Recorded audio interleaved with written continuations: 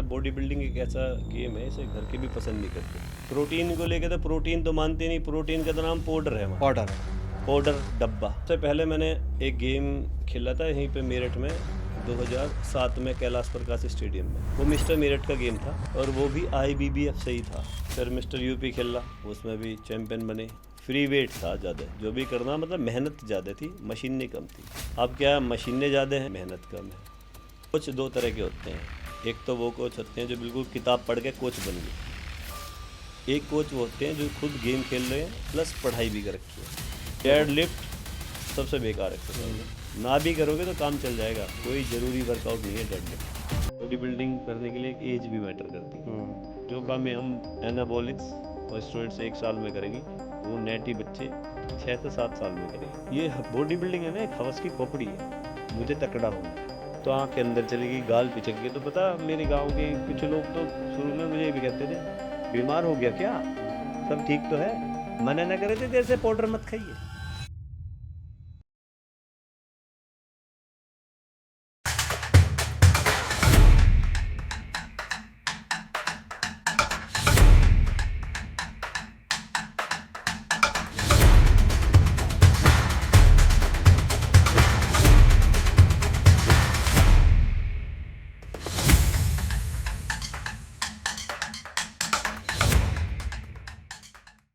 आज के हमारे गेस्ट हैं मिस्टर भारत सांगवान। मिस्टर भारत एक एक्सपीरियंस बॉडी बिल्डर हैं जिन्होंने 18 साल से फिटनेस इंडस्ट्री में अपनी एक स्ट्रॉन्ग पहचान बनाई है।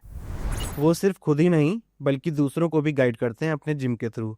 उनका डेडिकेशन, डिसिप्लिन और ग्राउंड लेवल से आई नॉलेज उन्हें अलग बनाती है। चलिए उनकी इंस्पायरिंग जर्नी और बॉडी बिल्डिंग के हर एक साइड के बारे में बात करते हैं मिस्टर भारत सांगवान से। भारत भाई, welcome to the show. Thank you. सबसे पहले हम आपकी जर्नी जानना चाहेंगे कि बॉडी बिल्डिंग में करियर बनाने का ख्याल सबसे पहले आपके मन में कब आया और कैसे आया? करियर बनाने का ख्याल लगभग 2006 से तो मैं प्रोफेशनली बॉडी बिल्डिंग में आ गया था, जिम चला गया था, मतलब प्रोफेशनली। उससे पहले मेरे अंकल थे, मतलब सगे चाचा ही थे, उन्हें बहुत शौक था बॉडी बिल्डिंग का। वो पुलिस में थे, SI सब इंस्पेक्टर, और स्पोर्ट्स से ही भर्ती थे, लॉन्ग जंप से। पर बॉडी बनाने का शौक था, तो उन्हें देख के मुझे लगा, उन्होंने ही मैं जिम में भेजा था सबसे पहली बार 2006 में। तो तब से मैं रेगुलर इसी फील्ड में हूँ और बॉडी पे बना रहा हूँ जितनी बन रही है, और बनवा भी रहा हूँ जितना भी बनवा सकता हूँ। ये था जर्नी स्टार्ट। तो जो फर्स्ट टाइम आपको आपके मन में कब आया कि अब मुझे बॉडी बिल्डिंग में किसी को देखा या नहीं, किसी कंपटीशन को, एक किया? तो मेरे अंकल की बॉडी बहुत अच्छी थी और एक मेरी हाइट तो बहुत ज़्यादा थी और मैं बहुत कमज़ोर था। मैं जब जिम में गया था, मुझे आज भी याद है, 2006 में अगस्त से 2-3 दिन पहले मैं गया था 2006 के। तो मेरे 43 kg वेट था और हाइट 6 फीट थी मेरी, ज़्यादा ही अंडर वेट था मैं। तो मुझे अपनी बॉडी मतलब बहुत अच्छी बनानी थी और मैं अर्नोल्ड के फ़ोटो बहुत रखता था अपने पास, अर्नोल्ड तो मुझे ऐसी बॉडी बनानी थी, इसलिए मैं देखता था तो ज्वाइन कर लेता जिम। पर जब मैं जिम में गया था, मेरा शुरू से एम ये था, बनूंगा तगड़ा बॉडी बिल्डर। ये नहीं था बस थोड़ी बॉडी बॉडी बनानी। तो मैं बोलता था अपने गांव में भी, मैं एक दिन बहुत तगड़ा बनूंगा, तो लोग हंसते भी थे स्टार्टिंग में, क्योंकि अंडर वेट थे। अंडर वेट थे। अब एक लकड़ी सा आदमी बोलने लगे कि मैं सबसे तगड़ा होऊंगा यहाँ, तो लोग थोड़ी मजाक लेंगे। ये था, यहाँ से अपनी जर्नी स्टार्ट करी। तो जब आपने शुरू किया, आपने किसको आइडियल माना कि भाई बॉडी बनानी थी उसके जैसी बनानी है? आर्नोल्ड को। अच्छा, हाँ। तो वो आपका फर्स्ट हीरो था। हाँ, मेरा फर्स्ट हीरो था। हम्म। और उस टाइम मैंने एक प्रोटीन का डब्बा आता था, अब तो मुझे उसका नाम भी ध्यान नहीं, लगभग उसकी कॉस्ट 200 रुपये के आसपास थी। तो उस पर, उस डब्बे पे फोटो अर्नोल्ड के लगा रहता था तो उसे देख देख के, और खाए भी है मैंने, ऐसी बात नहीं, वो डब्बे खाए भी हैं जब। तो ज़्यादा देखो, स्टार्टिंग में तो नॉलेज थी भी नहीं, और जब इतने ब्रांड भी नहीं थे यहाँ, अब भाई ओन ये, अब ये तो बाद में आए हैं, शुरू में तो बहुत कम थे। जो थे वो ओरिजिनल थे उस टाइम लगभग। तो वहाँ से शुरुआत करी और फिर धीरे धीरे इस लाइन में घुसते चले गए। तो ये कब की बात है? जैसे आपने बताया कि 2006 से तो आपने प्रोफेशनली शुरू किया, हाँ, तो उससे पहले कितना टाइम आपने उससे पहले फिटनेस की लगभग तरह इसको किया? 2 साल तक मैंने किया है लगभग। एक जहाँ से मैंने अपनी 12th पास आउट करी है, वो किसान इंटर कॉलेज था मोहद्दीनपुर, उसके बाहर ही एक छोटा सा जिम था। जिम क्या, बस एक ही मशीन थी, मल्टी जिम बोल सकते हैं आप उसको। तो वहाँ मैं करता था लगभग, उससे पहले 2 साल से मैं कर रहा था वर्कआउट, 10th से मैं लग गया था करने। तो जब आपने शुरू किया तो किसी के अंडर शुरू किया या पहले अपने आप? नहीं, मैंने पहले मतलब खुद से ही करा, थोड़ा बहुत मेरे चाचा जी मुझे गाइड करते थे। और फिर उसके बाद जब मैं जिम में गया तो मैंने फिर अपने एक कोच थे उनके अंडर शुरू कर दिया, विजय बहादुर उनका नाम था। अच्छे कोच थे वो तो वो आपके फर्स्ट कोच थे? वो मेरे फर्स्ट कोच थे। सर आईएफबीबी बहुत बड़ा प्लेटफॉर्म है, तो जब आपने कंपटीशन की तैयारी वहाँ की तो उस टाइम क्या स्ट्रगल किया? देखो, शुरुआत में तो बहुत ज़्यादा घर के भी, मतलब बॉडी बिल्डिंग एक ऐसा गेम है, इसे घर के भी पसंद नहीं करते। उसके बहुत सारे कारण हैं। एक तो फैमिली का बैकग्राउंड, जैसे कि मैं एक फार्मर थे और मेरे पापा वापा। और गांव में क्या है, सबकी सोच ये है, कोई मेरा लड़का बड़ा हो, 12th करे, मिलिट्री या आर्मी में या पुलिस में भर्ती हो जाए। गेम से कोई मतलब नहीं, गेम का वहाँ रूल ही नहीं है। वहाँ गेम ये है, सुबह उठो, 5 किलोमीटर दौड़ गाओ और 10 बादाम की 5 की भिग्गी हुई गिरी खा लो। ये है वहाँ गाँव का, ये गाँव का सबके नेचर है। वो हर किसी को ये है, सिपाही बनाना है या बस फौज में भर्ती हो जा। तो गेम का तो नाम लेने से कूद जाते हैं घर के वहाँ पे। तो धीरे धीरे मेरा जिम ज्वाइन करा, फिर प्रोटीन के पैसों के लिए। अब भाई, जब बॉडी बनानी है तो प्रोटीन भी खाना है। अब प्रोटीन खाना है तो फिर प्रोटीन के पैसे भी चाहिए। अब जॉब तो है नहीं, स्टूडेंट को तो पैसे घर से लेने पड़ेंगे ना। तो बस, तो शुरू में तो पहले तो घर को ने जिम की हाँ बोल दी, फिर कह रहे भैया तो छोड़ दे इससे, तो ये तो बहुत महंगा खेल है। फिर सोच भी तो ये है ना गांव की, प्रोटीन को लेके, तो प्रोटीन तो मानते नहीं। प्रोटीन का तो नाम पाउडर है, वहाँ ऑर्डर है। पाउडर डब्बा खा लिया तो मरे, देख लिया करके नहीं तो उससे ज़्यादा मरे। नुके ये आया कहाँ से? क्योंकि वहाँ तो ये है, तू बादाम के पैसे ले ले, घी के ले ले, चने के ले ले, ये कितने भी ले ले, बस ये खाएगा और इससे बॉडी बना लेगा। जब अगर हमें प्रोफेशनली बॉडी बिल्डिंग पर घुसना तो ये तो बंद ही हो जाती है सब चीज़ें। सही पूछो, आप तला भुना नहीं खा सकते, ज़्यादा कार्ब भी नहीं खा सकते। हर चीज़ एक स्केल में तोल के ही होगी फिर आपके साथ। तो बड़ी समस्या आई भाई शुरू शुरू में घर के। तो बस जैसे तैसे चलाया काम को, धीरे धीरे धीरे। फिर तो घर के मानने लगे, जब गेम चलता था तो वे भी समझने लगे भाई गेम कर रहा है लड़का। तो ऐसा ऐसा जर्नी बढ़ती चली गई। तो कंपटीशन के बारे में जब आप गए तो थोड़ा सा? तो जब मैं पहले कंपटीशन में खेल के आया, सबसे पहले मैंने एक गेम खेला था यहीं पे मेरठ में 2007 में, कैलाश प्रकाश स्टेडियम में। वो मिस्टर मेरठ का गेम था और वो भी आईबीबीएफ से ही था। तो मेरा अखबार में फ़ोटो आया, सुबह को गाँव के ने भी ढोल नगाड़े बजाए। तो उससे बाद में थोड़ा मुझे राहत मिली और मुझे भी काफ़ी अच्छा लगा। फिर मैं थोड़ा मोटिवेट भी हुआ, ऑल ओवर चैम्पियन बना था मैं। तो पहला गेम मेरा वो था और पहला ही गेम मेरा बहुत अच्छा गया। और मेरे बहुत अच्छी तैयारी भी थी उस गेम में। तो यहाँ से मेरी शुरू हुई और मुझे भी बड़ा मतलब लगा अब मैं कुछ और भी करूँगा। तो जिज्ञासा भी बढ़ने लगी जैसे जैसे। तो ये मेरा पहला कंपटीशन था और उसका मतलब पूरा गांव भी खुश था और मैं भी पूरा खुश था। वहाँ से मेरे गेम की स्टार्टिंग हुई थी। तो उसके बाद लोगों के एटीट्यूड में, आपके बॉडी बिल्डिंग में क्या अंतर आया? उसके बाद मतलब ये तो लेवल स्टार्टिंग छोटा सा लेवल है। फिर मिस्टर यूपी खेला, उसमें भी जीता, उसमें भी चैम्पियन बने। तो फिर तो थोड़ा मतलब गांव तो पूरा साथ देता था, गांव वाले तो बहुत खुश थे। क्यों, अपने गांव में एक अपने नाम पे पहचान बनाना भी बड़ी बात है। और गांव तो गांव, फिर आसपास के गांव भी सब जान गए थे। और बड़ा स्ट्रगल करके बॉडी बनाई थी। गांव से मोदी नगर जाना साइकिल पे, फिर आना, फिर शाम को जाना, फिर आना, 4 बार आना जाना। तो लगभग 60 किलोमीटर डेली साइकिल चलाने की बहुत स्ट्रगल का ही काम है। आजकल के बच्चे क्या हैं, साइकिल दे दो अगर बता दिया ना जिम 5 किलोमीटर है, नहीं जाएंगे। उन्हें बाइक चाहिए, सारी सुविधाएं चाहिए। तो अब बच्चे भी थोड़े ऐसे नहीं है जो इतना स्ट्रगल कर ले। हमने तो 40-40 किलोमीटर साइकिल चलाई है ऐप्स निकालने के लिए।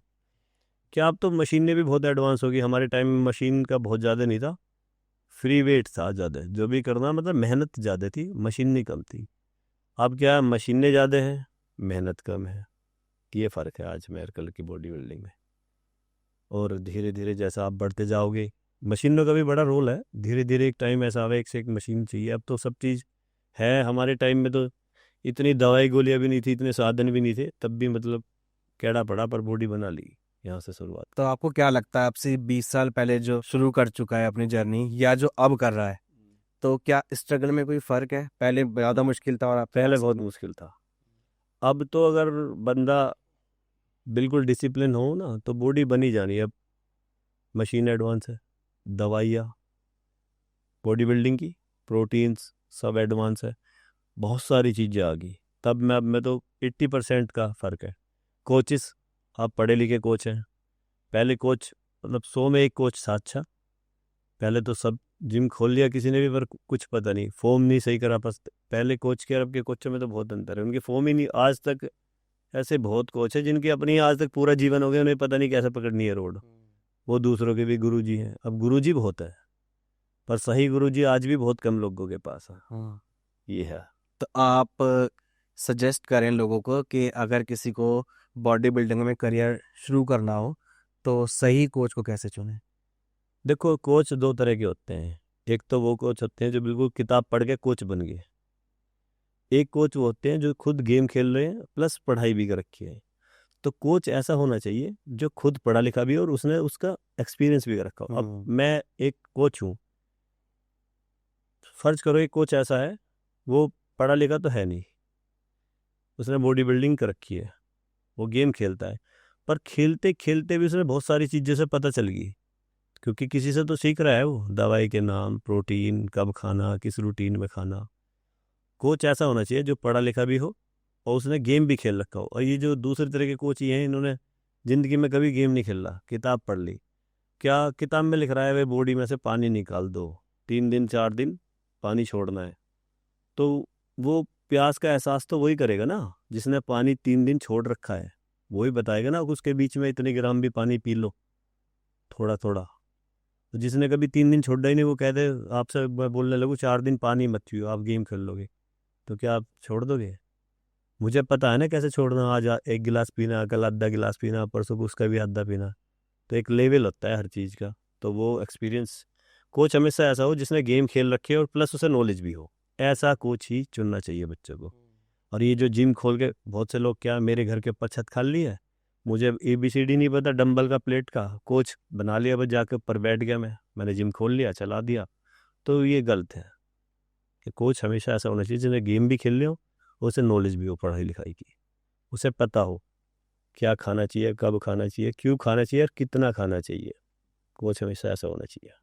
आजकल सर मैं बहुत देख रहा हूँ कि प्रोफेशनल बॉडी बिल्डिंग में भी और फिटनेस में भी, जैसे नॉर्मल लोग फिटनेस ट्रेनिंग करते हैं तो ऑनलाइन कोचिंग लेते हैं। जी जी। तो आप इसको कैसे देखते हैं? क्या ये ठीक है या इससे थोड़ा नुकसान भी है? इससे नुकसान भी है। अब बच्चे को तो देखने से मतलब है, बहुत सारे क्या यूट्यूब पे लिख देंगे शोल्डर की 5 वर्कआउट, ठीक है। अब बच्चा देखेगा बहुत तगड़ा है वर्कआउट कर रहा है, ठीक है ना। तो बच्चे को नहीं पता कि ये किस लेवल का वर्कआउट कर रहा है, ये बहुत एडवांस है, उन्हें बेसिक से करना चाहिए। बच्चे को नहीं पता ना, आपको क्या पता वो किस चीज़ से शुरू कर रहा है।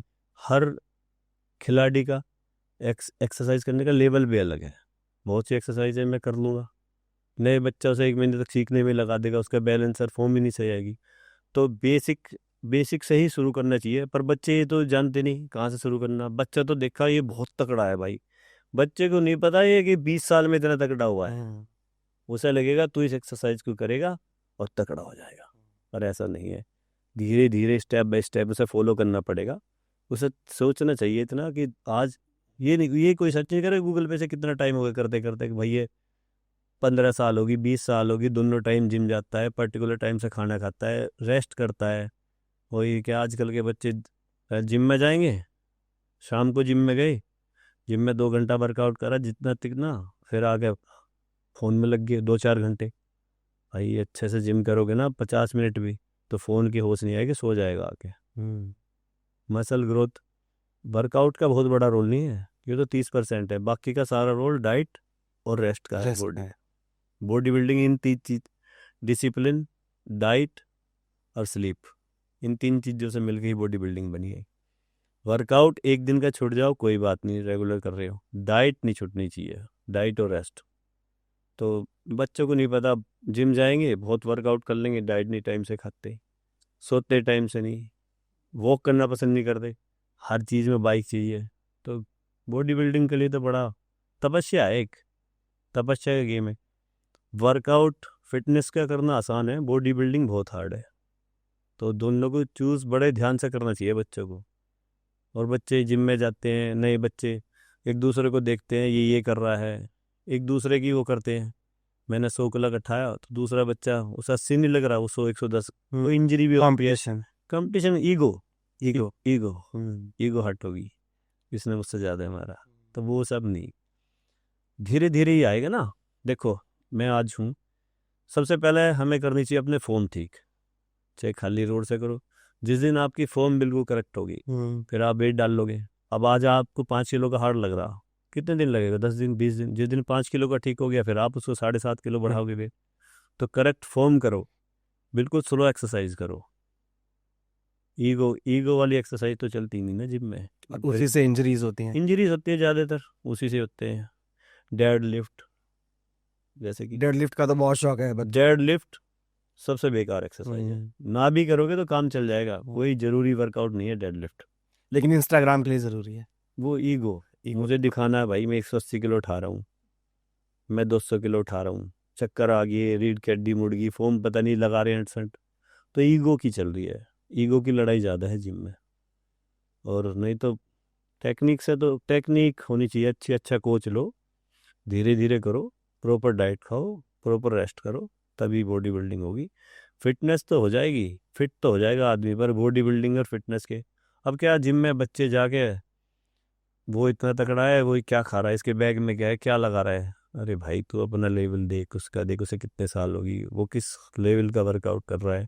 क्या पता आप सारे दिन ऑफिस में रहते हो सुबह से लेकर शाम तक वर्कआउट करके, उस बंदा वो जाके सो रहा है, अपनी मील खा रहा है, दोबारा सो रहा है, तो आप कैसे उसकी होल्ड करोगे, है ना। तो बहुत सारी चीज़ों का तो डिफरेंस, यहाँ एक कोच की, एक गाइड की जरूरत एक सबसे अच्छे ज्यादा। कोच की जरूरत इसीलिए है जो बच्चे को बनाए, और एक अच्छा कोच वही है जो अपने बच्चों का पूरा साथ दे, हर चीज़ देख के शेड्यूल बनाए। ये भी नहीं, बहुत सारे कोच मैं देखता हूँ, जिम में कोई गया उसके 4-5 चीज सप्लीमेंट में लिखेंगे, 2-3 कुछ जैसा जिसका पहले दिन से। पहले दिन से ही। पहले बच्चे को समझाओ, फिर देखो भाई, फिर इससे पूछो ये करता क्या है, ये प्रॉपर फिक्स काम का बना है, क्या फायदा, सारी चीज धीरे धीरे उसे बताओ। कोच का ही काम है बच्चे को गाइड करना। अब जैसे मैं जिस बच्चे को सिखाऊंगा वो तो ऐसे ही बाहर जाके भी यही बताएगा और यही गाएगा, तो उसे धीरे धीरे सारी नॉलेज भी होनी चाहिए। मैं तो अपने सब बच्चों को डाइट चार्ट, एक प्रॉपर डायरी मेंटेन करवाता हूँ, और फ्यूचर में भी इसका काम आएगा। कल को वो आज बॉडी बिल्डिंग कर रहा है, छोटे गेम खेल रहा है, कल बड़े खेल लेगा, तो सब चीज़ उसे पता होनी चाहिए, मैंने ये करा था, मेरे कोच ने मुझे बताया था, तो सब उसके काम आएंगे, और वो भी उसके आगे फ्यूचर में भी काम आएंगी वो चीज़ जो देख भी सकता है। तो कोच अच्छा ही होना चाहिए। कोच वो हो जो मैंने बताया ना आपसे, जो खुद भी गेम खेल रहा हो प्लस उसे नॉलेज भी हो, पढ़ाई भी रखी है, ऐसा कुछ। सर जैसे कोई 80 किलो का या 100 किलो का बंदा है और वो प्रोफेशनली बॉडी बिल्डिंग शुरू करना चाहता है, तो उसके लिए क्या सजेशन है कि मतलब पहले वो फिटनेस की तरफ आए और 1-2 साल करने के बाद बॉडी बिल्डिंग प्रोफेशनली करना शुरू करे, नहीं, या डे वन से वो शुरू कर सकता है? पहली बात तो आप ये बताओ उसकी एज, बॉडी बिल्डिंग करने के लिए एक एज भी मैटर करती है। फिर बॉडी बिल्डिंग के दो चीज़ हैं, आप बॉडी बिल्डिंग क्यों करनी है। एक तो शौक की बॉडी बिल्डिंग करनी है भाई, एक बॉडी बिल्डिंग करनी है मुझे गवर्नमेंट की जो अपॉर्चुनिटी है वो उसमें जॉब लेनी है, जो भी गवर्नमेंट के खेल कोटे में जाना है। दोनों का एज डिफरेंस है, ज़्यादा एज का बंदा है बॉडी बिल्डिंग कर लेगा, पर अच्छी बॉडी बिल्डिंग वही हो जो मतलब कम एज में स्टार्ट कर दी जाए। और ऐसी बात नहीं है, बॉडी बिल्डिंग से जॉब भी लगती है। स्पोर्ट्स कोटे में मेरी बहुत, मेरे दोस्त है, मेरे पास भी बहुत मौके थे, मैंने छोड़ भी दी। तो उस हिसाब से आपको चूज़ करनी चाहिए। 80 किलो का बंदा भी बॉडी बिल्डिंग कर लेगा, कोई फ़र्क नहीं पड़ता। थोड़ा टाइम पहले घटाने मिलेगा, अप एंड डाउन चलेंगे उसके साथ, और हो जाएगी, बशर्ते एक एज लिमिट है इसकी भी। तो क्या आप थोड़ी सी डिफाइन करेंगे, मिनिमम एज कम से कम इतनी होनी चाहिए और मैक्सिमम, कोई शुरू करना चाहता है भाई उसकी मैक्सिमम एज ये है, उसके बाद उसे इस बारे में नहीं सोचना चाहिए? स्टार्टिंग एज तो जो मतलब मेरे अकॉर्डिंग वो 18 to 20 के बीच में, 17 18 19 20 में स्टार्ट कर दो। 17 और 18 तो टॉप है। और अगर उसको मतलब गवर्नमेंट जॉब चाहिए तो कर देनी है 18 में स्टार्ट, क्योंकि जो स्पोर्ट्स की जॉब है वो 25 साल तक मिलती है, 6-7 साल लग जाते हैं उसे नेशनल में मेडल डालने में। और बाकी अगर कोई बॉडी बिल्डिंग करना चाहे, जॉब नहीं चाहिए, तो 25 साल से बाद भी कर सकता है, 30 के आसपास भी आके कर सकता है, 40 साल तक तो बॉडी बनती है। 40 के बाद कोई शुरू करना चाहता है तो 40 फिटनेस के कर बाद सकता है, बॉडी बिल्डिंग नहीं कर सकता। कर सकता है, फिर वो मास्टर्स में खेल लेगा।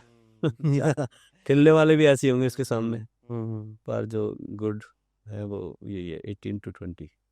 सर मैं जानना चाहूँगा कि आपका रेगुलर रूटीन क्या रहता है, सुबह से अगर शुरू करें उठने से लेके और रात को सोने तक, प्लस आप जब कंपटीशन खेलते हैं उस टाइम आपका रूटीन क्या रहता है? मतलब अब मेरे रूटीन ऑफ सीजन में, जैसे मैं भी ऑफ सीजन में हूँ, जी। मस्त मोला तो ज़्यादा है, हर रूटीन हार्ड नहीं है पर फिर भी बहुत सारी चीज़ें होती हैं। तो पहले मैं आपको कंपटीशन वाला बताता हूँ, ठीक है ना।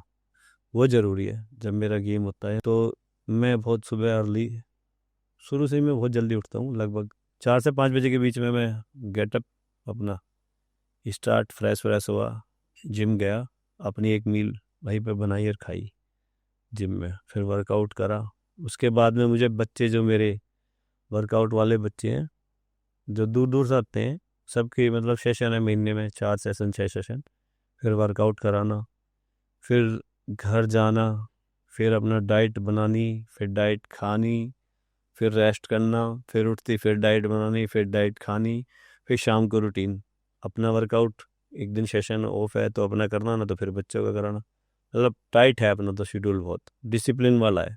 दिन में भी सोना, फिर रात को भी टाइम से सोना, तो हार्ड रूटीन है थोड़ा सा वर्कआउट बॉडी बिल्डिंग के टाइम पर। अगर डाइट की बात करें तो सर थोड़ा सा बताएं कि डाइट में आप क्या लेते हैं, और करीब जब प्रिपरेशन पे होते हैं तो कितना ग्राम प्रोटीन एटलीस्ट आप कंज्यूम करते हैं? प्रोटीन तो बॉडी बिल्डिंग के हिसाब से तो बॉडी वेट के डबल, अगर कोई बंदा 100 kg का है तो उसे 200 ग्राम प्रोटीन पर डे लेना ही पड़ेगा, 200 से 250 ग्राम, अगर प्रोफेशनली बॉडी बिल्डिंग करनी है। अगर कोई फिटनेस के लिए जा रहा है तो वेट के अकॉर्डिंग 1 ग्राम पे 1 किलो पे 1 ग्राम प्रोटीन उसे भी चाहिए। तो मेरी तो डाइट शेड्यूल फिक्स है, अपने दिन के 5 मील प्रोटीन के, तो मैं तो वही लेता हूँ। पर मील में 40 ग्राम के आसपास प्रोटीन मेरा होता है, तो क्योंकि मेरा 100 किलो के आसपास वेट है तो मैं तो लेता हूँ ये। और अपनी मील भी मैं खुद ही प्रिपेयर करता हूँ, क्योंकि मेरे घर में तो ये नॉन वेज अलाउ नहीं है, तो मुझे तो जो बनाना जो खाना खुद ही करना है। तो क्या क्या प्रोटीन के सोर्सेज इंक्लूडेड है आपके डाइट में? जो भी सोर्सेज हैं वो बॉइल्ड हैं, मतलब ये तो है नहीं मसाला तला भुना तो चलता नहीं, तो बॉइल्ड, बॉइल्ड या steam chicken, green vegetables, boiled egg, ये और वे प्रोटीन, यही मेरे सोर्सेज हैं। इन्हें डिवाइड करता हूँ मैं टाइम के अकॉर्डिंग, हर 2 से ढाई घंटे में एक मील लेना ही है, 2.5 से 3 में दिन के 5 मील लेने हैं। अगर प्रोफेशनली करना है तो 5 से 6 मील आपको लेने ही हैं। और ऑफ सीजन में ये तो मतलब प्रेप के दौरान ऑफ सीजन में डिपेंड करता है मुझे इस बार कितना वेट बढ़ाना है, फिर मैं अपने कार्ब बढ़ाता हूँ। चाहे उसके लिए मुझे दिन में 2 kilo potato, sweet potato, 3 kilo, कितना भी खाना हो, फिर कोई नहीं है, फिर तो खाना जब ही, गेन करते हैं? जब गेन करना है फिर तो खाना ही है। और प्लस खाने के साथ अपना लीवर ठीक रखना बहुत ज़रूरी है। अपनी बॉडी की रेगुलर जांच करानी, हर 40 डेज में सारे टेस्ट कराने, LFT की KFT, टेस्टोस्टेरोन, वो सब मैनेज करना पड़ता है। देखो अगर आपको लंबे टाइम तक बॉडी बिल्डिंग करनी है तो हर 1.5 से 2 महीने में टेस्ट होने बहुत ज़रूरी है। और कोच से, मतलब वो कोच ही वो अच्छे अच्छे होते हैं जो अपने बच्चे का हर 2 महीने में, 1.5 महीने में टेस्ट कराते रहें और उसकी रिपोर्ट रेगुलर। पर कोच ऐसे कम ही है ना, क्या पता रिपोर्ट उनको खुद अपने नहीं करवाई कभी जीवन में। तो तब भी मैं आपसे बोल रहा था ना, कोच को ऐसा होना चाहिए जो सारी चीज़ पता हो। तो यही रूटीन है। और अब आप बात करोगे जैसे नया बच्चा जिम में जाएगा, वो प्रोटीन लेगा, अब उसे क्या पता, ये भी तो कोच ही बताएगा तू कौन सा प्रोटीन ले, है ना। अब जिमों में क्या है, जिम बना दी लोगों ने दुकान, उसमें वही डब्बे रखे हैं, क्या पता क्या उन डब्बों में भरा है। लैब टेस्ट करा लो, अब इतना तो कोई कराता नहीं, हम तो करा लेते हैं भाई, जहाँ इतने पैसे जा रहे हैं वहाँ 2-4 हज़ार लैब में भी सही। तो एक आज के टाइम में ना बहुत बड़ा ये प्रोटीन का भी बहुत बड़ा मैटर है, किसको अच्छा मिल रहा है खाने को, किसी को नहीं। मेरी राय में तो 90% लोग फेक ही खा रहे हैं, 90%, 90%। अगर जिन्हें शक हो ना तो लैब टेस्ट करा के एक बार चेक कर लो, क्या 2,000 रुपये का खर्चा है। और 90% लोग आज की दुनिया में फेक सप्लीमेंट पे ही जी रहे हैं, हमारे ये हाल है। तो सर आप अभी कोचिंग भी ले रहे हैं, जो लोग प्रोफेशनली खेल रहे हैं उनकी, जी जी। तो किसी स्टूडेंट की सक्सेस स्टोरी, आपने कोचिंग कराई, वो थोड़ा वीक था जब आया, आप आपसे सीखा, अच्छे कंपटीशन खेले और आपको बहुत सेटिस्फेक्शन मिला उसके बाद? मेरे पास जो बच्चे हैं ना, मैं 90% बच्चे जीरो से ही तैयार करे हैं। एक बच्चा अभी मेरे साथ आ रहे हैं, 2 बच्चे। एक की एज अभी 21 ईयर है, यश। वो बिल्कुल जीरो से मेरे पास आया था, बहुत मोटा। तो मैंने तो खुद से ही मेहनत करके 90% बच्चे बनाए हैं। कई बच्चे ऐसे जो मिस्टर यूपी बने, जीरो से मेरे पास आए थे। कई बच्चे ऐसे भी आए थे जिनके कोच अच्छे नहीं थे, बीमार थे, लीवर खराब था, बहुत सारी चीज़ों का इशू था, वो भी ठीक कराए। अब मैं नाम नहीं लूँगा, थोड़ा अच्छा नहीं लगता। जिसका जो था ठीक है, पर बहुत बच्चे बीमार मेरे पास आए जिनके लीवर खराब थे, किडनी में भी गड़बड़ थी, बहुत सारी समस्या थी। पर ठीक है, हम कर रहे हैं body building. UP, mister UP तक भी मेरे कई बच्चे खेल रहे हैं। अभी मेरा एक बच्चा मिस्टर यूनिवर्सिटी बना था, CCS university all over champion भी बना था, और 2 बच्चों के गोल्ड मेडल भी थे। फिर वे ऑल इंडिया यूनिवर्सिटी भी खेल का आए, वहाँ भी उसमें टॉप 10 रैंक में थे। तो बच्चे हैं बहुत। अच्छा लगता है जब कोई अपना बच्चा जीरो से हीरो बनता है, तो देखते हैं हमें भी अच्छा लगता है। और होना भी चाहिए, अच्छा कोच ऐसे ही होता है, अपने बच्चों को भी बनाए और उसे देख के खुशी मिलती है। सर, आपने बहुत कंपटीशन लड़े, आजकल आप तैयारियां करा रहे हैं नए बच्चों की, तो किस चीज़ में ज़्यादा खुशी मिलती है, खुद मेडल जीतने में या जब आपके बच्चे मेडल जीत के लाते हैं? तो को खुशी तो दोनों में ही है, क्योंकि मैं भी खुद बहुत मेहनत करता हूँ। पर अगर कंपेयर करा जाए ज़्यादा खुशी की, तो वो बच्चे के जीतने में ही है। एक कोच को मतलब ज़्यादा प्राउड फील होता है जब उसका मतलब उसके पीछे हमारी भी तो इतनी मेहनत है जितनी उसकी। बिल्कुल। तो वो तो डबल मेहनत होगी ना, तो खुशी तो डबल की ज़्यादा हुई ना। बिल्कुल। तो स्टूडेंट के जीतने की शायद ज़्यादा खुशी है एक कोच को। अब मेरा मतलब प्राउड फील होता है भाई, अपना बच्चा कुछ बन के आया है, तो बहुत अच्छा लगता है। तो ज़्यादा खुशी तो स्टूडेंट की है, और अपनी भी कम नहीं होनी चाहिए। सर, अभी हम बात कर रहे थे थोड़ी देर पहले डाइट के बारे में, तो आपने बताया कि डाइट का हमारे प्रोफेशनल ट्रेनिंग में मेन रोल होता है। Main role. तो इसको थोड़ा सा और आगे जानते हैं कि कितनी क्या डाइट होनी चाहिए, अगर कोई नया बच्चा आया है कितना प्रोटीन होना चाहिए, और उसको स्लीप साइकिल उसका कैसे होना चाहिए, तो आप क्या सजेस्ट करते हैं अपने स्टूडेंट्स को? जब बच्चा नया बच्चा है ना, उसकी डाइट ज़्यादा मील नहीं होनी चाहिए थोड़े शुरू में। फिर डिपेंड करता है बच्चे की बॉडी पे। बच्चा वेट लॉस की जर्नी में है, वेट गेन की जर्नी में है। दूसरी बात आती है एक प्रोटीन। भाई कुछ बच्चे प्रोटीन अफोर्ड नहीं कर पाते, तो उनको नेचुरल सोर्सेस चाहिए, जैसा सोया चंक्स वगैरह वगैरह, एग्स बॉइल्ड।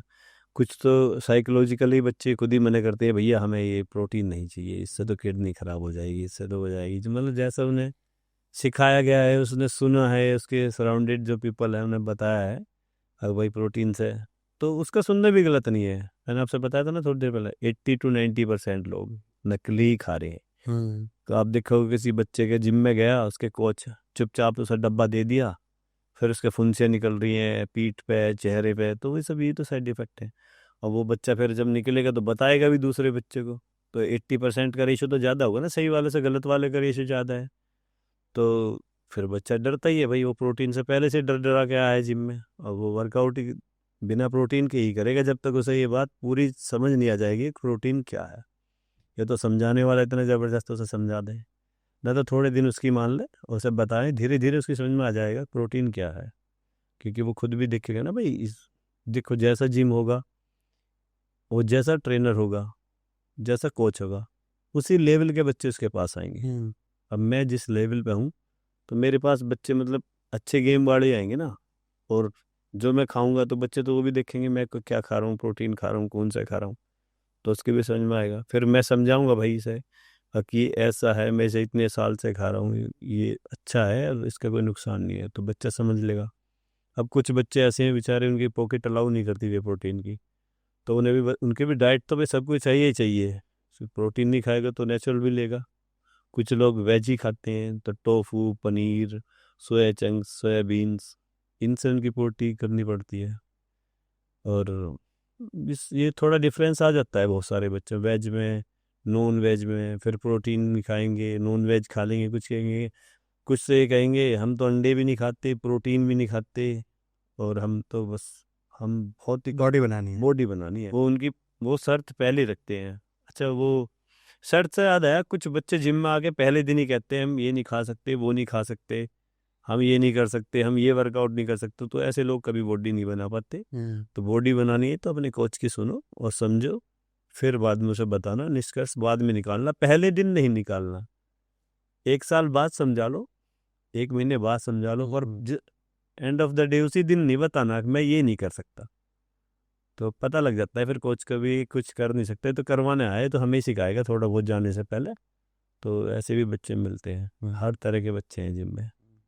सर एक वर्ड मैं बहुत सुन रहा हूँ आजकल सोशल मीडिया पे, नेटी। नेटी, ये क्या होता है? ये जो जो जो मतलब हमारे प्रोफेशन में बहुत खतरनाक लोग होते हैं ना, वो होते हैं नेटी। जैसे? नेटी का मतलब है जो बच्चा दवाई नहीं खा रहा, स्टेरॉइड नहीं खा रहा, एनाबॉलिक्स नहीं खा रहा, वो बॉडी बना रहा है, स्टेज शो खेल रहा है, मतलब नेचुरल बॉडी बना के।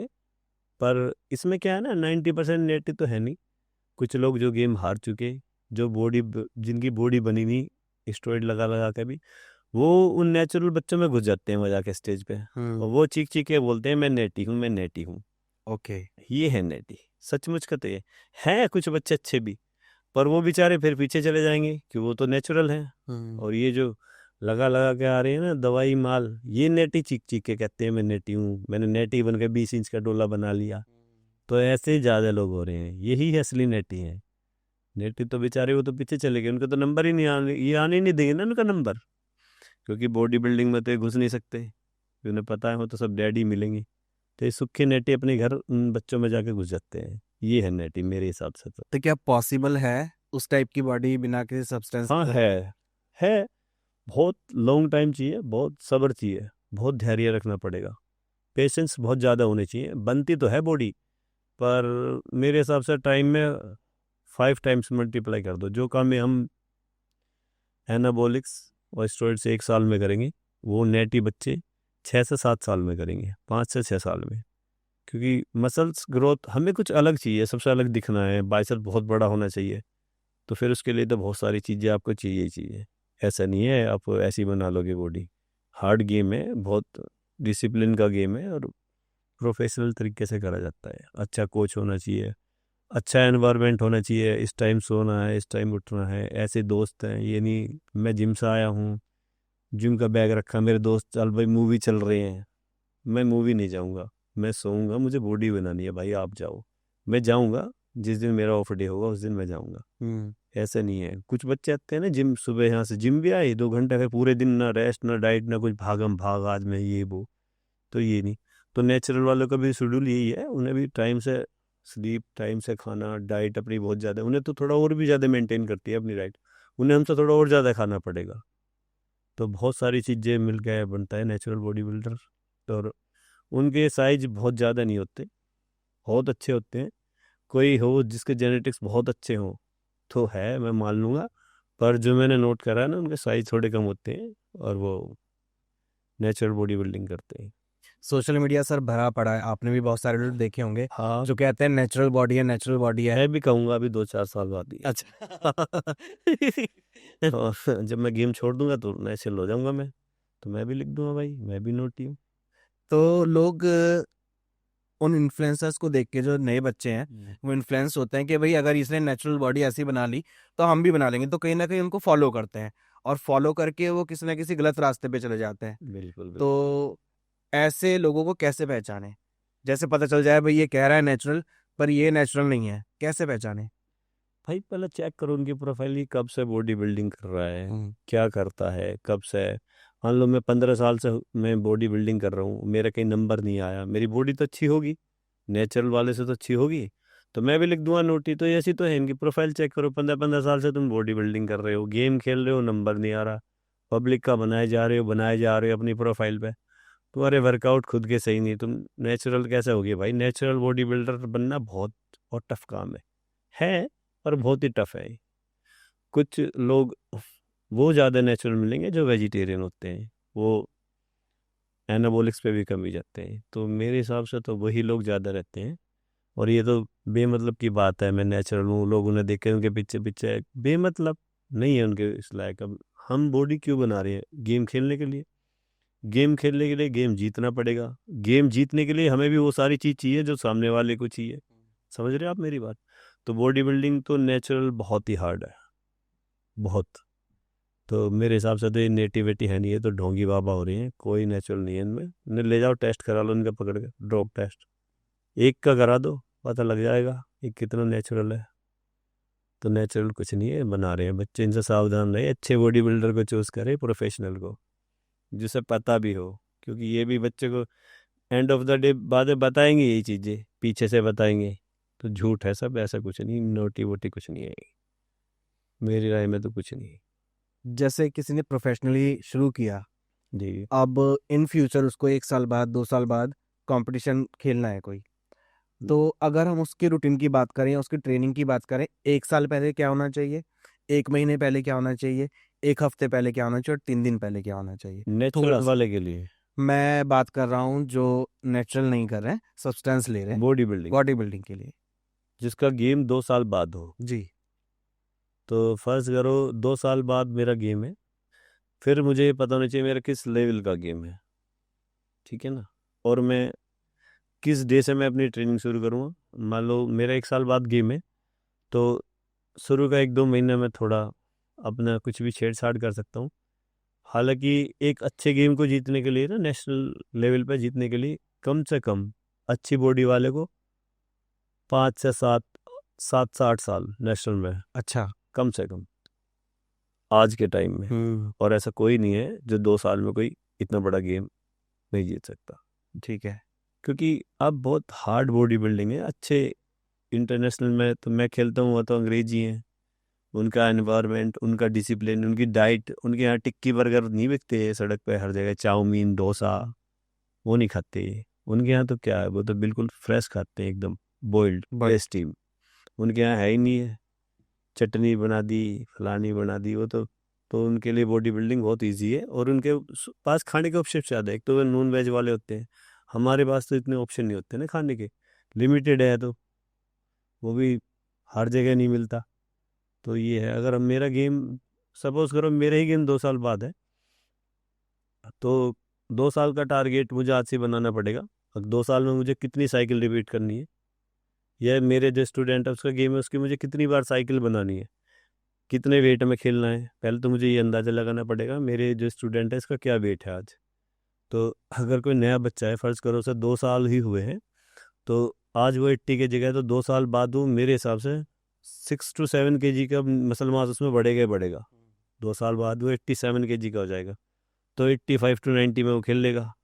तो मुझे उसी हिसाब से उसकी सारे वर्कआउट प्लान करने पड़ेंगी, उसकी डाइट कितनी बढ़ानी है, कब क्या चीज़ बंद करनी है, कार्ब कितने कम करने हैं, कितने कार्ब मुझे आज से शुरू करवाना, तभी मैं इसके कार्ब बढ़ाऊंगा, कार्ब को फिर धीरे धीरे घटाऊंगा, फिर प्रोटीन सोर्स को धीरे धीरे बढ़ाऊंगा ना, बॉडी को लाना पड़ेगा ना, स्विच करना पड़ेगा, एकदम नहीं कर सकते हम। फिर उसे सारी चीज़ों को हैबिचुअल डिसिप्लिन, और जब उसका गेम आएगा तो जब कार्ब जीरो होते हैं ना बॉडी में, तो रेस्ट में नींद नहीं आती, आदमी को नींद भी कम आती है। तो उस हिसाब से मुझे पूरा उस पर फोकस करके प्लान बनाना पड़ेगा, और जब वो तब जाकर उस गेम को खेल लेगा। और स्टेज से जो 1 वीक पहले तो बहुत लोड रहा है बच्चे पे, बहुत ज़्यादा है हर चीज़ का। वही उसे ये भी पता है मुझे गेम जीतना, उसे भी पता है भाई ये मेरे सामने खेल लेगा, वो उसकी प्रोफाइल भी देखेगा भाई ये भी इतनी तगड़ी मेहनत कर रहा है। तो एंड ऑफ द डे वो बहुत मतलब लोडेड रहता है बच्चा। तो फिर एक कोच का ही सारा काम है मेंटली भी उसको। मेंटली भी उसको बताना है कि कुछ नहीं, बहुत अच्छी बॉडी हो रही है पहली बार से, तो बहुत अच्छी हो रही है। तो उसे मोटिवेशन भी करना पड़ता है बच्चे को ना, सारी चीज़ देख के। तो बच्चा तो भाई बच्चा है, उधर डिवोटिएट हो गई, नया गेम है, नया गेम में तो बच्चा और ज़्यादा डरता है दूसरे को देख के, उसे सब अपने से तगड़े लगते हैं वहाँ। तो बहुत सारी चीज़ें हैं, फिर जाके गेम खेलता है बच्चा, और जैसे जैसे गेम खेलता है फिर उसे बहुत सारी चीज़ें नॉलेज होती है, एक्सपीरियंस हो जा भाई मैंने पहली बार पानी इतना पिया था, इतना छोड़ा था, ये कार्ब इतना खाया था, गेम से पहले ये खाया था, गेम के बाद में क्या खाना। गेम के बाद में भी बहुत आराम आराम से खाना चाहिए। कुछ बच्चे क्या करते हैं, नए नए जैसे गेम खेल कर आए, अब तो वे प्यास से मरे, फिर इतनी कोल्ड ड्रिंक पीनी, इतना खाना, उल्टे सीधा बहुत नुकसान हो जाता है, उनका लीवर और बैठ जाता है, पहले से ही लोड में था वो, फिर और ज़्यादा लोड आ गया। तो बहुत सारी चीज़ें हैं जो बच्चे को ध्यान रखनी पड़ती है जब जाके गेम खेला जाता है। डिसिप्लिन है बहुत ज़्यादा, बॉडी तो बिल्डिंग के लिए बहुत डिसिप्लिन चाहिए। जो शुरू करना चाहता है उसको कम से कम कितना ध्यान रखना चाहिए, भाई डिस्ट्रिक्ट लेवल पे खेलने के लिए मुझे इतने साल की बॉडी बिल्डिंग चाहिए, नेशनल के लिए इतनी चाहिए, स्टेट के लिए इतनी चाहिए और इंटरनेशनल के लिए इतनी चाहिए? अगर किसी को डिस्ट्रिक्ट लेवल पे खेलना है तो सभी 2.5 से 3 साल चाहिए, स्टेट लेवल पे 4 साल, लगभग 4 से 5 साल, और नेशनल के लिए 6 से 7 साल, जो मतलब अच्छा बॉडी बिल्डर बनने के, क्योंकि बहुत टफ कंपटीशन है। ऐसा नहीं है आप ही लाइन में हो, पहले तो कम थे, अब तो बहुत गेम बहुत एडवांस लेवल पे चला गया। Advance technique, advance machine, advance supplement, advance hormones, advance steroid, तो बहुत चीज़ आ गई। तो बच्चे को तो नहीं, अपने आप को एडवांस बनाना पड़ेगा। ऐसा कुछ नहीं है मैं ठीक ठाक बॉडी है मेरी, मैं जिम में गया मैं सबको स्टेज पे एक दिन हरा के आ जाऊंगा, ऐसा कुछ नहीं। वहाँ बहुत है, बहुत बैठे हैं जो देख रहे हैं, भाई मुझे भी करना है कुछ। तो हार्ड है गेम, इतना टाइम चाहिए ही चाहिए। और ये कुछ नहीं आजकल, हाँ मेरे गेम से याद आया, आजकल एक और बहुत बड़ा फ्रॉड चल रहा है गेम में, मैं आपको बताऊं। कोई भी एक गेम अरेंजमेंट करवा लेगा, गेम का तंबू गाड़ा, या कोई स्टेडियम, कोई स्कूल, कोई भी एक जगह ली, पार्क वार्क, वहाँ उसके पोस्टर बैनर बनवाए, मिस्टर यूपी। क्या मिस्टर यूपी भाई? कौन करवा रहा है, किस फेडरेशन से है, कुछ पता नहीं। वो क्या करते हैं, एंट्री फीस रखते हैं पार्टिसिपेट की। एक हमारी 3 कैटेगरी है, फिजिक, क्लासिक फिजिक और बॉडी बिल्डिंग। तो तीनों के अलग अलग प्राइस रखते हैं वो। 1500 रुपये एक कैटेगरी के, 2 खेल लोगे तो 2500, 3 खेल लोगे तो 3500। ऐसा एक पैकेज बना के बांट रहे हैं बच्चों को। बच्चा नया है, उसे क्या पता अब भाई किस फेडरेशन से है, इसे खेलने का क्या फ़ायदा है क्या नहीं है। तो ये भी कोच का ही फ़र्ज होता है, उसे पता होना चाहिए तुम बच्चों को किस फेडरेशन से गेम खिलाने ले जा रहे हो, किस लेवल पे ले जा रहे हो, सामने वाले कैसे खिलाड़ी आएंगे, कैसे। अगर मान लो खिलाड़ी ही सब खराब है और हमारा बच्चा थोड़ा ठीक है और वहाँ जीत भी गया, तो क्या उसका जीतने से उसे तो ये लगेगा मैं तो वहाँ बहुत तगड़ा था, मैं ही नंबर 1 था। फेक कॉन्फिडेंस फेक कॉन्फिडेंस आ जाएगा। उसे ये नहीं पता रही वो गेम ही नहीं था, जिस गेम की तुझे तैयारी करनी है वो बच्चे ही नहीं है यहाँ, वो तू देखेगा तो चक्कर आ जाएंगे। हाँ। समझ रहे हो आप मेरी बात? तो ये भी एक बहुत बड़ा फ्रॉड चल रहा है हमारे इंडिया में। अब किसी को कोई भी गेम करा देता है, असली फेडरेशन का नाम नहीं पता, अपनी बना रखी है घर की फेडरेशन। तो ये भी सब देखना चाहिए बच्चों को और कोच को भी। नेशनल लेवल पे सर थोड़ा सा फेडरेशन के बारे में बताएंगे? इंडियन बॉडी बिल्डिंग IBBF है जो नेशनल लेवल पे है, वही वैलिड फेडरेशन है, और उसी की फेडरेशन से गवर्नमेंट जॉब लगती है। जो उसमें प्लेस डालेगा, प्लेस डालने के बाद जब वैकेंसी निकलेगी, अपना फॉर्म सबमिट करो, उसके बाद में आपका ट्रायल होगा बाकायदे की स्टेज पे। उस ट्रायल में आप क्लियर कर लोगे तो फिर जॉब आपकी पक्की है। पर IBBF, Indian body building and federation, उसमें भी, हाँ सॉरी, इसमें भी एक क्लू है। इसमें क्या है, हमारी तीन है, क्लासिक फिजिक, बॉडी बिल्डिंग और फिजिक। सिर्फ जो बॉडी बिल्डिंग करते हैं, सिर्फ body building, only for body building, उनकी ही गवर्नमेंट जॉब लगती है, ना क्लासिक फिजिक की और ना फिजिक की। इनकी कोई जॉब नहीं है। ये भी मेरे हिसाब से नहीं पता लोगों को, बस उनके लिए तो सब बॉडी बिल्डिंग ही है। पर एक ही कैटेगरी है जिसकी गवर्नमेंट जॉब लगती है, उसके वैकेंसी निकलती है, फॉर्म फिलअप करो।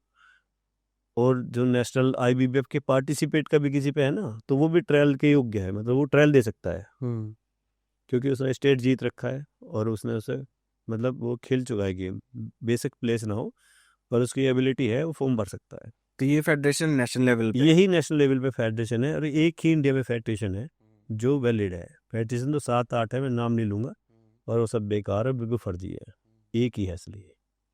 तो इनके टाइप्स भी होते हैं स्टेट लेवल की ऑर्गेनाइजेशन इनके अंडर हाँ, होती है? हर स्टेट में, हर मिस्टर मेरठ से लेके डिस्ट्रिक्ट, स्टेट, नॉर्थ इंडिया और इंडिया, सारे इनका अलग अपना एक जोन है। बाकायदा इनकी वो निकलती है, बताते हैं 1-2 महीने पहले हमारा गेम है, बाकायदा सारी चीज़ प्रॉपर तरीके से।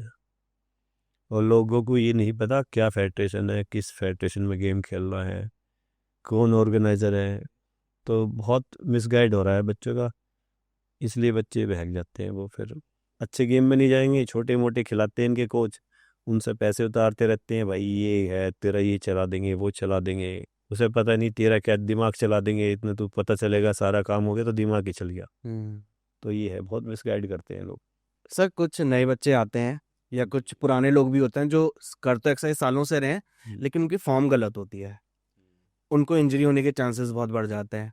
या मैंने एक चीज़ और देखी है आजकल, जो प्रोफेशनल बॉडी बिल्डिंग नहीं कर रहे हैं वो स्टेरॉइड्स वगैरह लेते हैं। किसी भी जिम में, मैं भी कई जिम में गया हूँ तो कहीं इंजेक्शंस पड़े हैं, कहीं दवाइयों के रैपर पड़े हैं, तो ऐसे लोगों के लिए क्या सजेशंस हैं?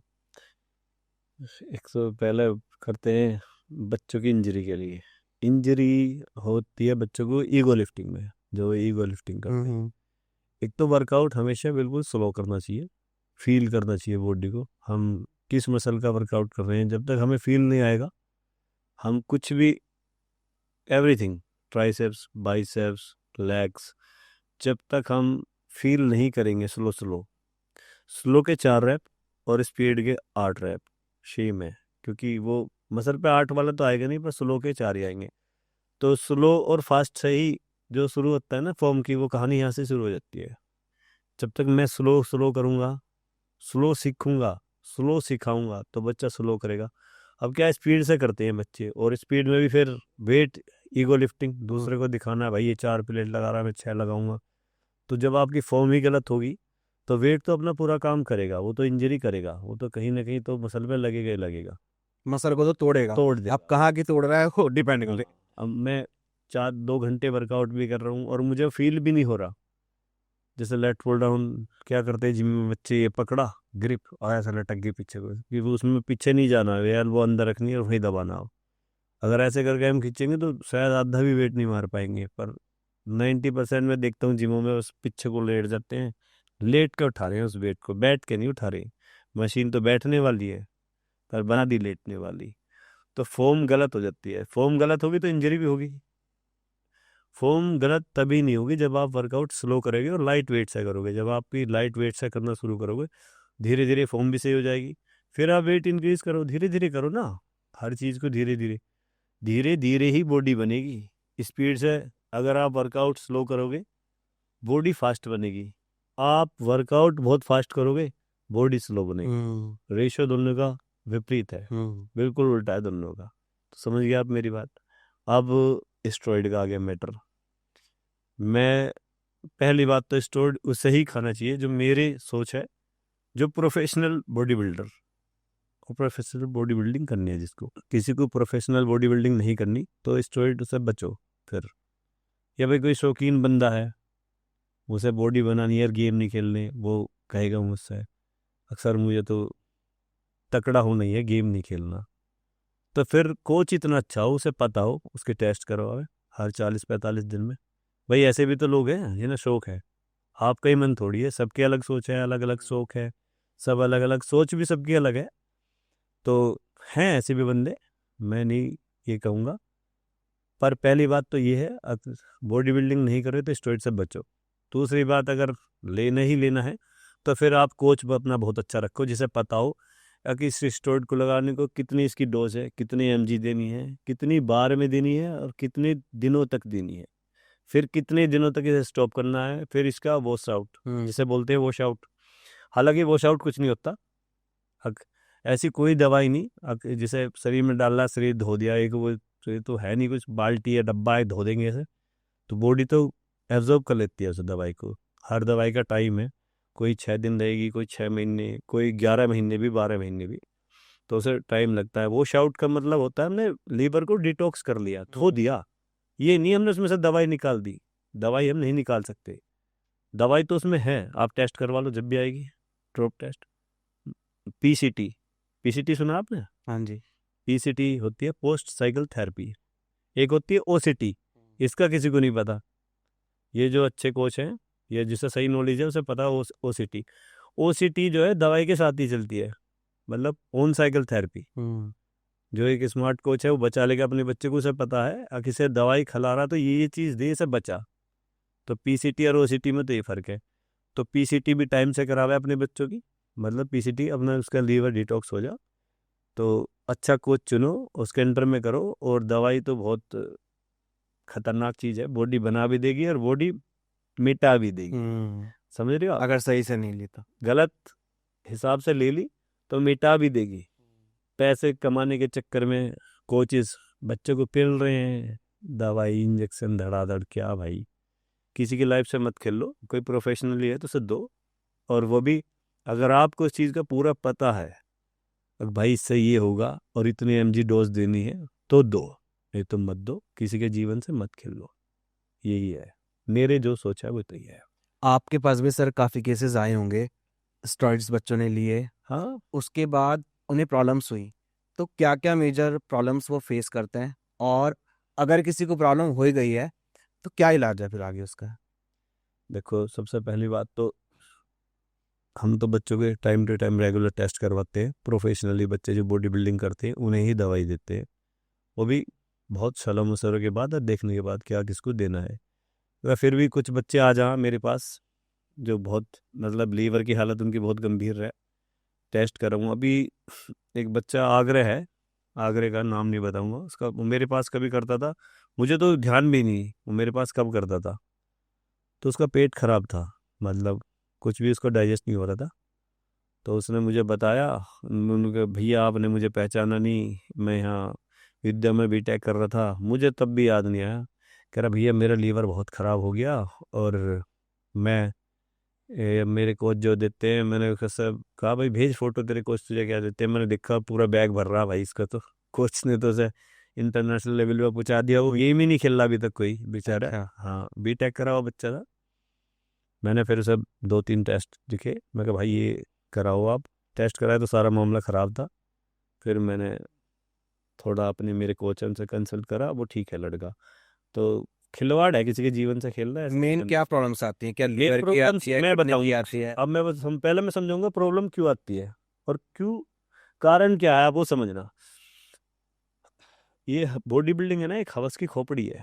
मुझे तकड़ा होना है। पहला मैं सोचूंगा मैं 16 इंच का मेरा डोला हो, ठीक है, 16 का हो गया। फिर मैं सोचूंगा यार 16 में तो मजा नहीं आया, ये तो और तगड़ा हो। वो साइकिल पे है, वो दवाई भी डोज भी बढ़ा रहा है, वो छोड़ने को तैयार नहीं, क्योंकि उसे पता है अगर तू छोड़ेगा तो हारेगा। जीतेगा वो बॉडी बिल्डिंग में जो हारने से न डरता होगा, ध्यान रखो, जो हारने से न डरता होगा। आपने देखा बहुत से लोग बहुत तगड़े दिखते हैं, उनके कभी एब्स ही नहीं आते, वो गेम ही नहीं खेल पाते तगड़े के चक्कर में, क्योंकि उन्हें ये सुनना पसंद नहीं। जब मैं गेम खेलता हूँ ना, तो ये बहुत, मैं एक आपको बात बताता हूँ। तो आंखें अंदर चली गई, गाल पिचक गया, तो पता मेरे गांव के कुछ लोग तो शुरू में मुझे ये भी कहते थे बीमार हो गया क्या, सब ठीक तो है, मना ना करे थे देर से पाउडर मत खाइए। अरे भाई अब इसे क्या समझाऊं। और शाम को वो मेरी वीडियो देखेंगे इंस्टा पे, कल कहेंगे ये कद पोस्ट करी भाई, जब तो बहुत तगड़ा हो रहा था। मतलब मैं ही वही हूँ। मेरी आज की वीडियो उन्होंने कल देखी और परसों मुझसे कह रहे भाई जब ये वीडियो तू घेर रहा था जब तो बहुत तगड़ा हो रहा था, अब कैसा हवा से निकल। तो या तो मैं उनको भाई टी शर्ट काट के दिखाऊं, इतना होना चाहिए। तो लोगों की तो मत सुनो बॉडी बिल्डिंग में, जितनों की सुनोगे उतने की अलग ही बात होगी। तो गांव में तो वो तगड़ा जिसके गाल वाल तगड़े वो तगड़ा। तो अगर बच्चा बीमार है तो टाइम से, कोचिस का काम है उसका रेगुलर टेस्ट करावे और डोजेस उसे बहुत संभाल कर देवे, खुद भी उसके बारे में पूरा पढ़े कि भाई कब तक लेना चाहिए कब तक नहीं लेना चाहिए, उस हिसाब से उसको दूसरे की से खिलवाड़ नहीं करना चाहिए।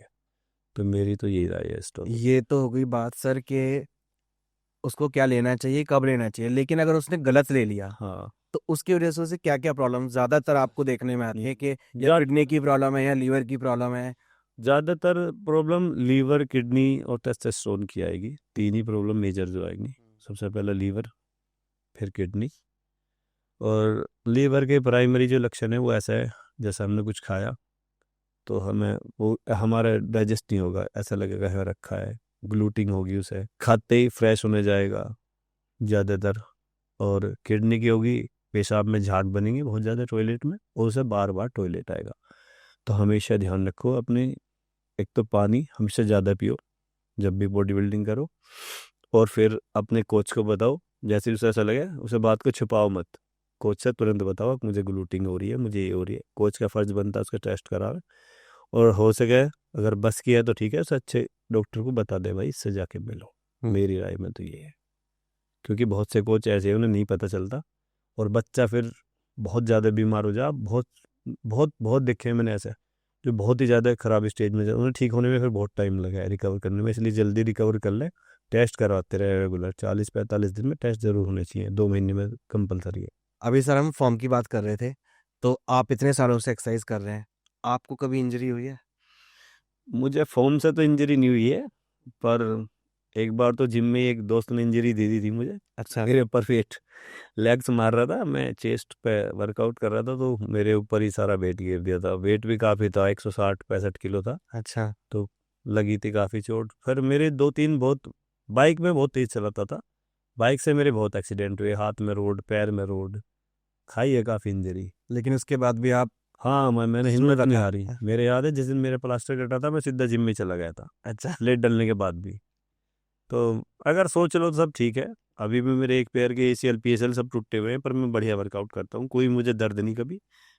और अगर जिस चीज़ का जुनून है ना, तो सब लोग करते ही हैं फिर सब। मुझे तो, मैंने ठान रखा था, मुझे तो ये करना ही करना है। तो बहाना, एक्सक्यूज़ नहीं है मेरे पास। अगर मुझे काम करना तो करना है। बहानेबाजी करोगे तो गेम नहीं कर पाओगे, क्योंकि वो आप दूसरों के लिए नहीं कर रहे, अपने लिए कर रहे हो। शाम तक, कल तक, या 1 साल बाद रिजल्ट आप तक ही आएगा उसका। तो आपको एक्सक्यूज़ नहीं देने चाहिए। अभी आप सर थोड़ी देर पहले हमारी बात हो रही थी तो आप बता रहे थे कि शोल्डर में आपकी कुछ टाइम से इंजरी हो रखी है, आप एक्सरसाइज भी नहीं की काफ़ी दिनों से। मेरे शोल्डर में इंजरी हो रही है, हो गई थी काफ़ी दिनों से। तो मैं रेस्ट पे हूँ अभी, मैं खा रहा पी रहा हूँ और बच्चों की तैयारी करवा रहे हूँ। ज़्यादा अपने पे फोकस नहीं, अब लगूंगा थोड़ा रिकवर कर लूँ। तो इंजरी तो हो ही जाती है। देखो, बॉडी बिल्डिंग गेम ऐसा वेट उठाने का है, दिमाग भी अगर वर्कआउट के टाइम उस पर नहीं है ना, अगर हम रोड उठा रहे, दिमाग भी कहीं और है, तो भी इंजरी हो जाएगी। तो फोकस पूरा होना चाहिए। और भाई हमेशा नी कैप, एल्बो कैप पहन के वर्कआउट करो, तो इंजरी से बचो। इंजरी फ्री जीवन ही बढ़िया है, यही कहना चाहूँगा मैं सबसे।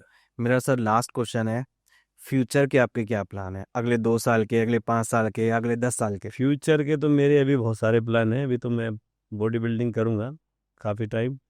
अभी मैं रेस्ट पे हूँ, दोबारा सबका बहुत तगड़ा होकर जाना है स्टेज पे। फ्यूचर में यही है अपना, एक बार तो पूरा सब कुछ करना है जो सोच रखा है अभी। तो फ्यूचर के बहुत प्लान है। कुछ बच्चे भी मेरे ऐसे हैं, फ्यूचर में मुझे भी बहुत तगड़े करवाने हैं, क्योंकि बच्चों का भी तगड़ा होना जरूरी है अच्छे कोच के पास। तो यही सब मेरे फ्यूचर के प्लान है। हेल्दी खाओ, हेल्दी रहो, और सभी को जिम जाना चाहिए। ज़रूरी नहीं है जिम बॉडी बिल्डिंग के लिए, वहाँ बहुत सारी चीज़ें हैं जो नॉर्मल लोगों के लिए है। तो अपनी हेल्थ के प्रति मेरी राय में हर किसी को, जिम ना हो तो वॉक करो, वॉक ना हो तो साइकिलिंग करो, ना तो 1 घंटा तो अपने आप के लिए निकालना ही चाहिए। और हमेशा एक मैं और बात बताऊंगा आपको, जो लोग कहते हैं ना मेरे पास टाइम नहीं है, वो अपने शेड्यूल में से, सबसे टाइट शेड्यूल में से 1 घंटा निकाल लो। जब वो सबसे ज़्यादा व्यस्त हो जीवन में, उसमें से 1 घंटा निकाल लो अपने लिए, तो फिर पूरे जीवन आपके लिए शेड्यूल में टाइम रहेगा ही रहेगा। यही कहना चाहूँगा मैं सबसे। Thank you so much sir, thank, बहुत अच्छा लगा आपसे बात करके। मुझे भी अच्छा लगा। आपने इतनी सारी चीज़ें बताई, उम्मीद करता हूँ कि जो लोग सुनेंगे इस पॉडकास्ट को, उनको अपनी लाइफ में बहुत कुछ सीखने को मिलेगा। बिल्कुल, thank you so much sir. Thank you.